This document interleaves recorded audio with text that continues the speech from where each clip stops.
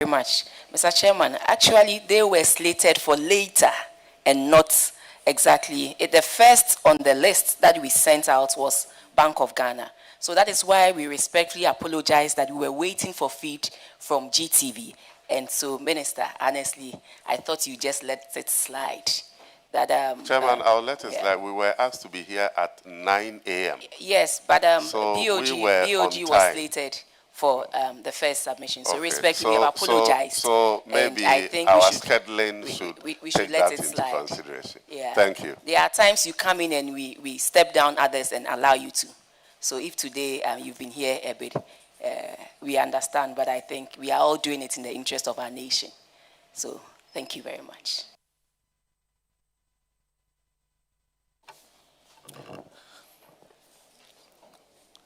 Thank you, Honorable Chair. In respect of the first question, Honorable Chair, I will provide an update in terms of 4 categories of responses. So, Honorable Chair, as of today, in terms of the amount mentioned by the Honorable, 315,600 US dollars have been so far collected from that outstanding amount. The second category is about 1,728,125 US dollars. These amounts relate to 3 companies whose agreements have been terminated, and currently they are not operating and are not in the country. However, we are still working through the other related agencies, which is Petroleum Commission, and I've notified them that anytime that they appear in the jurisdiction, they will support us in terms of recovery. Secondly, we are also working through what we call the exchange of information channel with the countries in which these 3 entities reside formally to be able to provide the fact that they owe taxes in Ghana and use that means to collect them. At the moment, Chairman, these processes are ongoing, and for those 3 companies, we have not recovered the amount. The third category, Honorable Chair, is an entity that operated at the borders of Ghana and Togo. And this entity reported a force majeure in its activities and ceased operations. Subsequently, the Ministry of Energy also affirmed that position.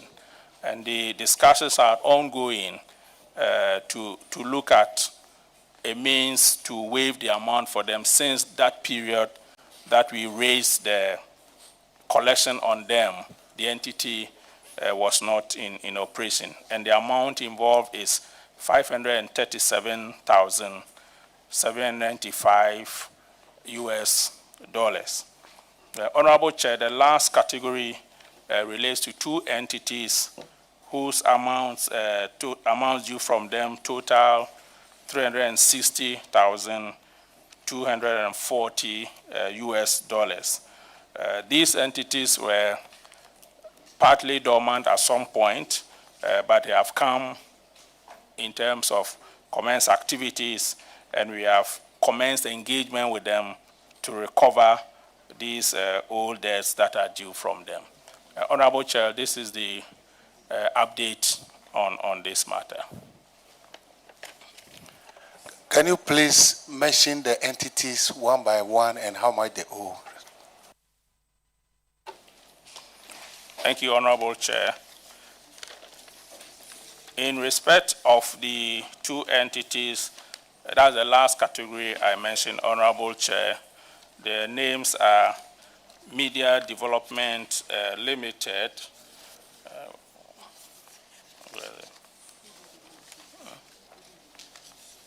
The amount. Okay. So in respect of Media Development Limited, the amount they are owing is $313,040 US. And the second one is Eco Atlantic, $47,200 US, making up the $360,240 US. Then, in respect of the entity that claims force majeure. So please, how much have they paid? How much has Media Development paid, and how much has Eco Atlantic also paid, respectively? Both entities have not paid anything on the debt, and we have already engaged them and commenced activities to recover since they commenced resumption. In respect of the... If you say you have commenced activities to recover, what exactly have you done? Okay. Honorable Chair, we have written to them to remind them of the outstanding debt that they owe prior to they becoming partially inactive, and continue to also have notified Petroleum Commission also that in terms of any regulatory licenses that they may have to give to them to take account of this debt and use it as a point of push for them to pay this outstanding debt. Honorable Chair, in respect of the entity that claimed force majeure, the entity name is OPCO. Has got a full name? OPCO. So that's one entity. The amount is $537,795. Then, in respect of the three entities that are not currently operating, their names are Britannia U Limited, $760,209 US. The second one is UB Resources Limited, Nigeria, $105,416 US. And then the last one, Honorable Chair, is Swiss African Oil Company Limited, and the amount standing in its name is $862,500 United States dollars. Thank you, Honorable Chair. With the entities that are not in the country, what are you doing to ensure that these monies are collected at the right time? Okay. Thank you, Honorable Chair. Once again, we have notified Petroleum Commission that anytime they come around, since they are the first point of contact, we will use their channels to remind them and also to collect the funds. The second one is that we have multilateral arrangement with countries under what we call the exchange of information. And we have submitted their debts to the countries that these entities are originally registered as a means for our sister authorities to support us in recovering the amounts that are due to them. So these are the two-pronged approaches, Honorable Chair, we are using to recover these amounts. Is there any modality in place to ensure that this does not reoccur? Thank you, Honorable Chair. So these amounts were very legacy, but subsequently we have put in place measures to make sure that they do not reoccur. One, we have strengthened our collaboration with Petroleum Commission and GNPC, since these institutions are the first point of call, and they also grant some level of licenses to ensure that entities that are not fulfilling their obligations in this matter do not get the necessary permits until they do so. Chairman, we've also strengthened the early collection of this amount. So, for instance, in respect of 2025, all the major operating entities have paid their surface rentals. In 2023, the amount was $2.7 million. And in 2024, it suddenly jumped to 2.9. What caused the increment?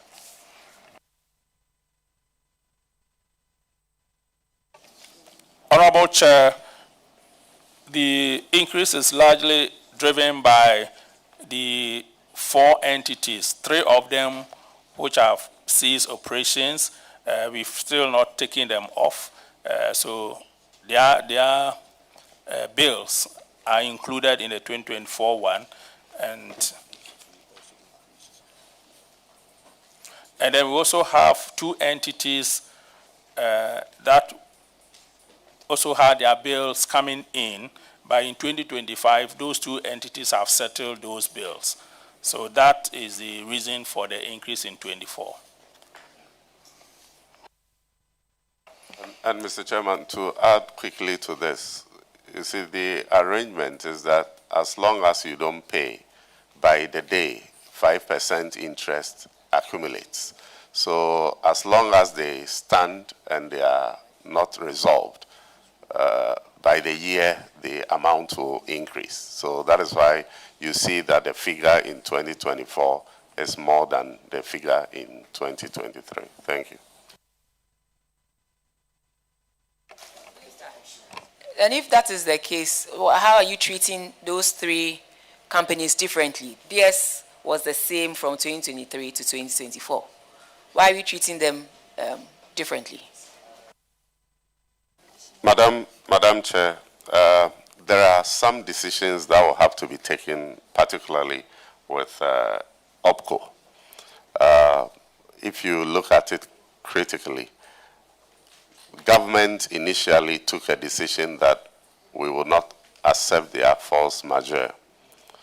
But subsequently, government backtracked and then wrote to them to accept the Minister, I was referring to those 3 folded up companies, the UB Resources, the Britannia U, and then the Swiss African Oil Company. Okay, those ones let Commissioner General respond. Because if we want to go by the analogy you just gave, then their interest should also be compounding, because whether they are here or not, they have incurred the debts and should attract some interest. So, Honorable Chair, indeed that is the fact. So their interest is compounded, but it's separated from the principal and on a different page, page 14 of the audit report. But we've also compounded their interest to December 24.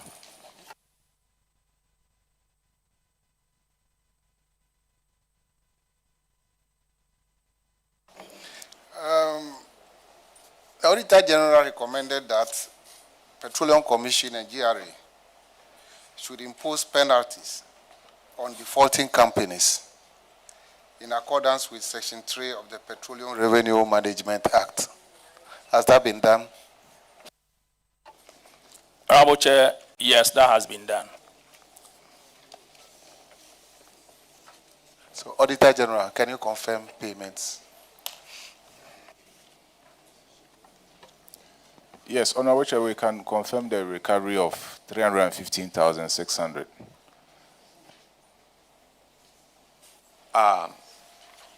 Talking about charging and payment of penalty for non-compliance with the Act. If you look at paragraph 49, it says in contravention of this provision, we noted that companies which defaulted in the payment of surface rentals were not charged interest for late payment. And there's a list on page 14, paragraph 50 that you are talking about. There's a list of companies over here that haven't been charged interest. Why?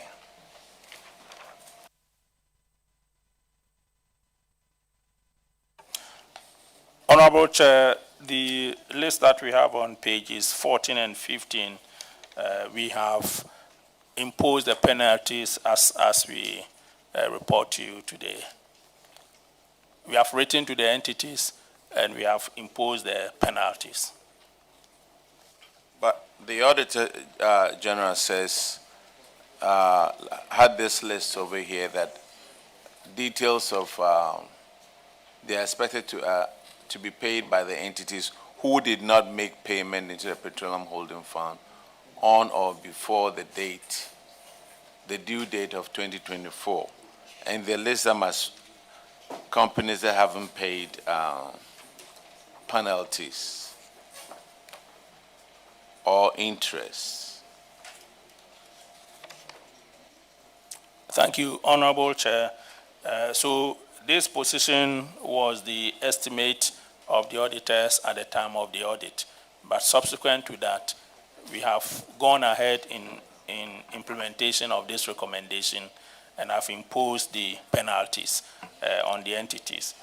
However, some of these entities, as we have already explained, because they are inactive, and also the other one relating on the matter of force majeure, although we have imposed the penalties, the recovery has not been completed. Auditors, could you confirm that, please?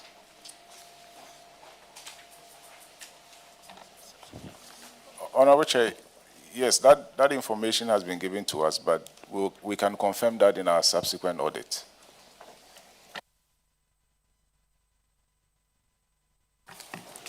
Thank you very much, Chairman. Commissioner, from the discussion we are having, if you look at the imposition of penalties, that ought to have served as a deterrent. In your candid view, don't you think it is part of the reason why we are having these huge figures as an attraction of revenue for government when supposedly they delay in payment? We tend to earn a 5% on that. And that is making collectors a bit not hesitant going after them to collect. I say this because that is why you can have a company who will leave this country and would now be pursuing that company in view of adding a 5% to it. Do you think we are in any way using this penalty well as a deterrent and also be able to take these monies that these companies are owing? And I ask this for you to also give us when these companies cease operation in this country.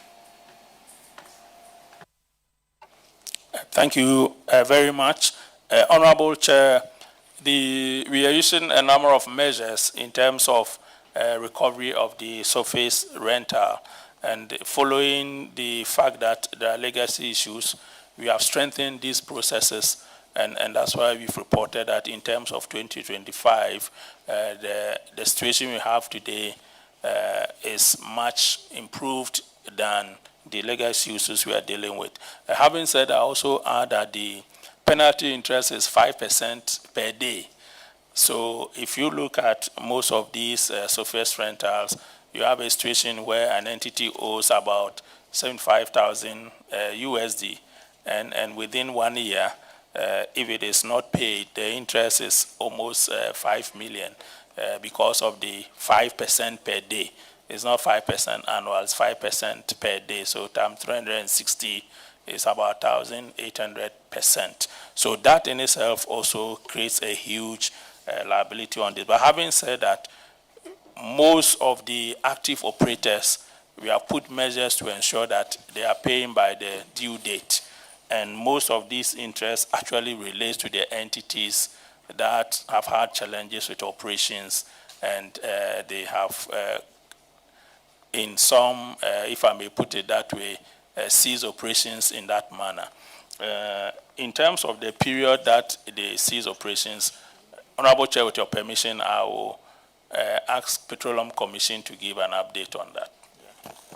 Thank you, Honorable Chair. So the 4 companies that had their petroleum agreement terminated, it was terminated in 2021, April 2021, but long before that they had been largely inactive and non-compliant with their work obligation, and for that matter, the minister took the decision to terminate them.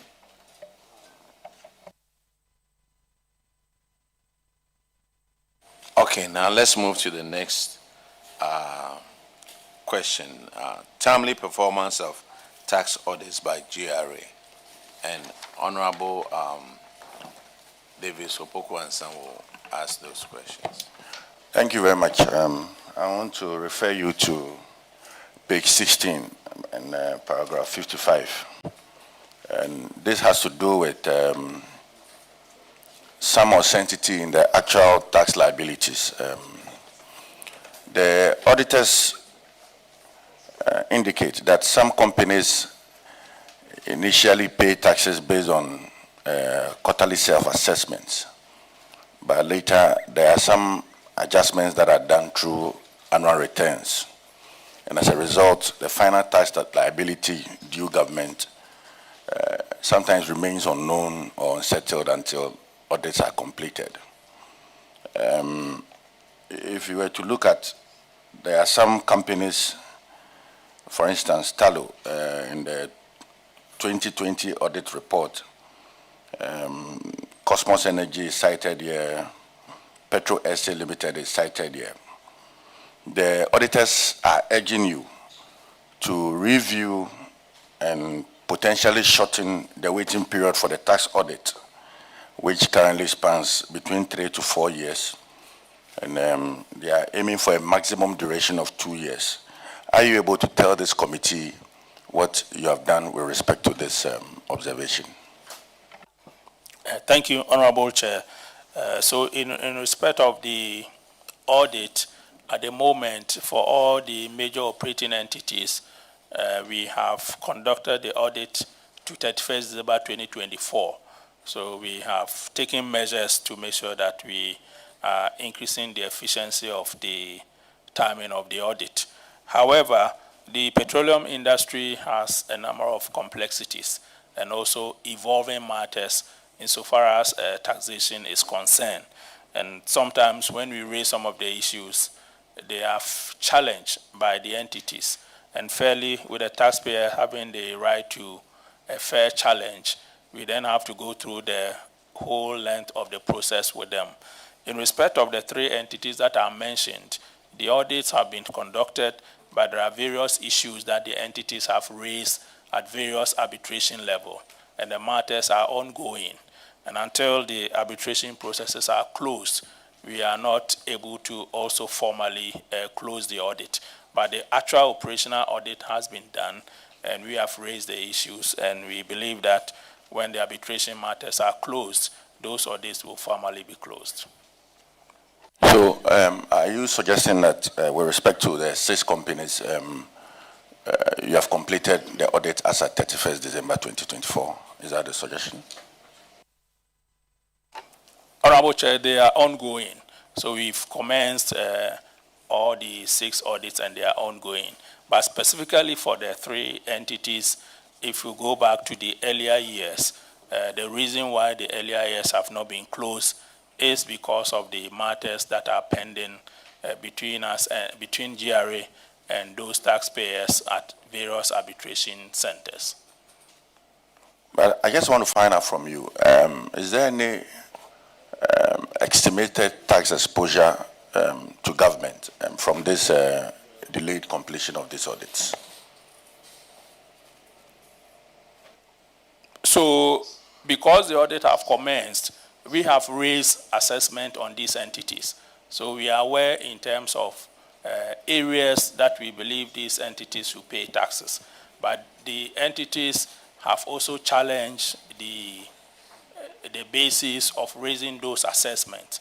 And in line with their agreements and protocols, have taken these matters up at various arbitration centers. And we are defending our position, they are also defending their position. So until the arbitration matters are closed, we cannot conclusively say that they are liable to those assessments. All right, thank you. I would urge that we attach some importance to this subject so that it does not disturb our arrangements as a country. Thank you, Chairman. Thank you very much. We are going to timely performance of tax audits by GRA and 63 to 68.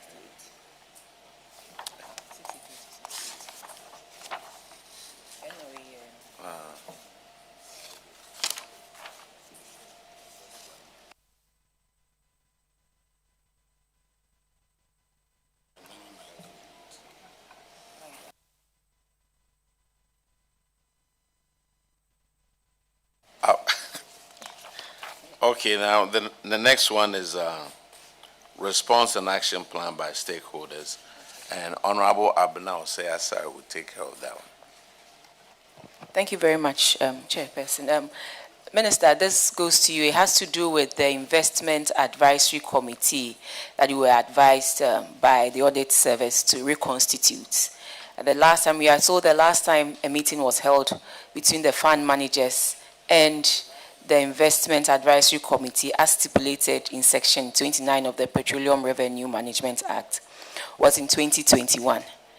And I don't think it was reconstituted prior to 2025. So I just want to find out if it has been reconstituted, because it plays a very important role in advising the minister on the investment options that it ought to take with the management of the Ghana Petroleum Funds. Yeah. Thank you, Chairman. Chairman, I can confirm that the Investment Advisory Committee was duly constituted. They have met. They have even given an advice to the Finance Minister, and in line with the Act, the Minister has come to Parliament to brief the House on the advice received from the Investment Advisory Committee. And so, based on the recommendations of the auditors, that has been done as we speak. Thank you. Auditors, have you received confirmation, or can you confirm if that has been done and you have been duly notified? Yes, Honorable Chair, that has been done, and we have been notified of the committee that has been constituted. Thank you. Yeah, well done to Ministry of Finance. Thank you. Thank you, Honorable.